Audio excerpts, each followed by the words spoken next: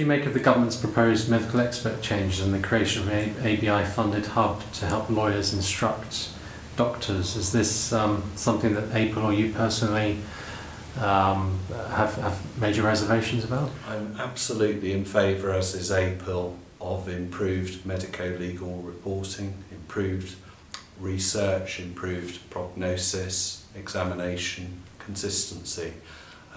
Equally, it's vitally important that any hub is independently governed, so it mustn't be an insurer-based system. It has to be balanced governance, much as the portal has had to be balanced, so any hub has to be subject to independent chairmanship and balanced governance. So I much welcome improved standards. I would strongly oppose any partiality in terms of control of a hub, and it must be independent. So, John, do you think that the creation of this hub for medical experts, do you think that could help dampen the rhetoric on the insurance side in terms of constantly calling the UK the whiplash capital of the world? In other words, is this the final piece of the jigsaw to finally end that argument? I can't comment or speak for the ABI or insurers, so I don't know what their reaction will be. But I sincerely hope that we can start to focus on the needs of injured people, particularly those who are catastrophically injured. I think one of the big damaging features of how the debate has gone and been generated in the media and so on has been this disparagement of claimants, as if there is no good in trying to put someone back on their feet following the wrongdoing of another. So I sincerely hope so, and that's where we need to focus now.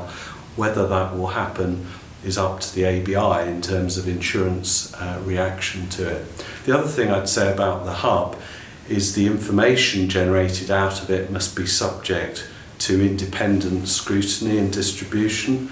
It mustn't become a claimant distribution centre, nor must it be a defendant distribution centre. It's got to be independent. Some of APIL's members may have some reservations in terms of not being able to instruct people who are involved with medical reporting agencies that their own firms have ties with. How much of a concern is this for APIL?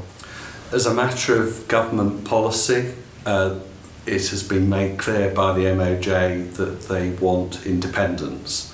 So whether one likes it or not, they are keen to sever the link between commissioning party and reporting party, and indeed between reporting party and treating party, where there is treatment recommended by an expert. So I would say it doesn't really matter what people think, it's going to happen as a matter of policy. I think what is essential here is improved quality of reporting, accurate prognosis and diagnosis, up-to-date research testing and methods being used. That's the focus for me of the reforms to soft tissue based injury that we need to make sure works, and one vital feature of that is the accreditation system, which APIL in particular has worked very hard at. We must have experts properly accredited. They've got to be properly subject to the most up-to-date research. They've got to be trained and competent at what they do, and that is the key feature of it.